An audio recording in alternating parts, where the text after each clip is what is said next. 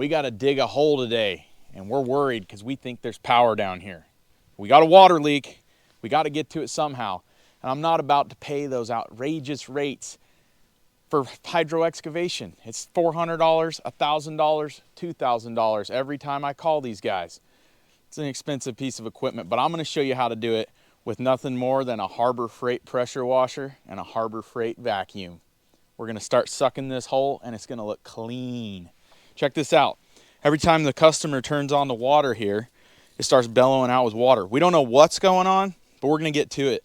He warned us that there was a power line probably going right there with it. So I'm not about to stick a shovel in there because I'll break it. Let's get fired up. We're going to fire up the pressure washer first and use the high pressure nozzle to try to dig this hole. Meanwhile, we're going to give it the old suckatron with the Harbor Freight vacuum. Let's go. You want to have a crawl suit on because it's a mess.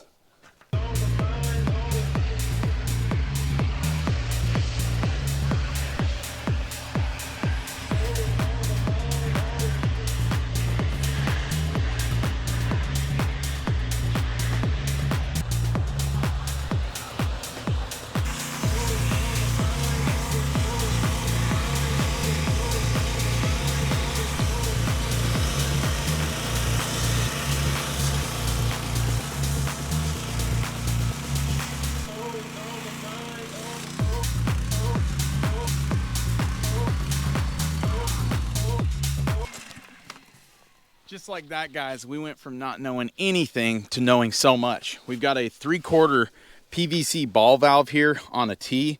The leak's probably on that T somewhere nearby. So now what we're going to do is go ahead and remove this box and figure it out. Now, this is not as good as a real hydro excavator. I mean, I could dig 5 feet down, 4 feet wide in like 30 minutes with a big dog. But those things cost like 100 grand, and you don't look like you could afford that. Neither can I. So we're doing it the Harbor Freight way. I'm gonna go ahead and remove this, and you can see just for exposing like valve boxes and small stuff like this, this could be a game changer.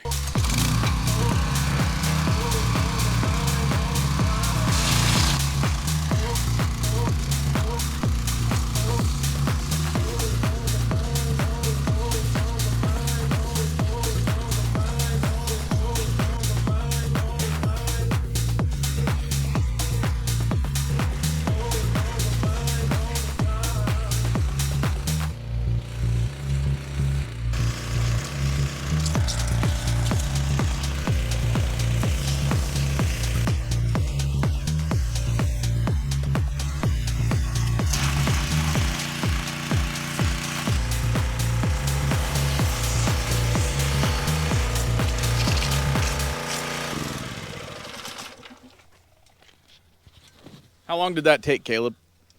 7.5 minutes. That was total, though. I think it was like 4 minutes of sucking. Yeah. Now, the downside is with this little vacuum, you're going to have to dump it pretty frequently. But we didn't find any wires, but we found the leak. We'll give this a few more minutes of cleanup, and we're there. I mean, there's a lot of funkiness going on, but the bottom line is we're going to have a clean hole here. We'll backfill it with gravel, and we'll make our repair. And you can see where, yeah, a shovel could be quicker in some of these situations. However, you're going to risk breaking more stuff, and you're also going to have like a lot more physical labor. I'm just sitting there pulling a trigger and sucking a hose. So anyways, let me get to it. We're going to dump this, finish this off, and we'll show you how clean it looks when we're all done.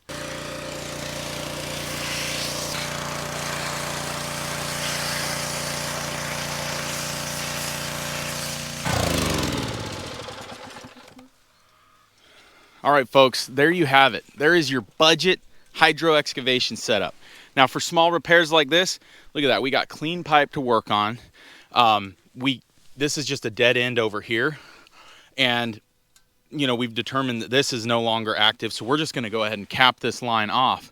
But ultimately, we didn't have to get the shovel out. We made a clean hole here. We can backfill it with gravel. And you can see where there's so many applications that this thing would be very practical. And we're talking maybe a $600 setup here, and you probably already have this stuff in your garage. So if you're ever thinking that you need to dig a hole, but you're worried about hitting fiber optics, I'd say up to 2 feet deep. This is a very practical option. Now, obviously, if you want to go deeper or bigger, you may need to call in the big guns.